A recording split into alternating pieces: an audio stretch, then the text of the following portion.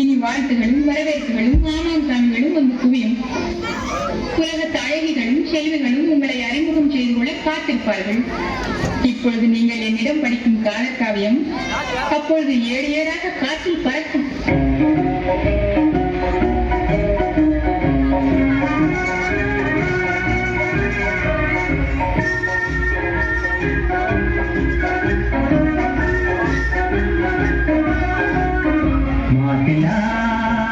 உண்மை காதலே மாறுமோ செல்வம் வந்த போதிலே, மாசிலா உண்மை காதலே மாறுமோ செல்வம் வந்த போதிலே.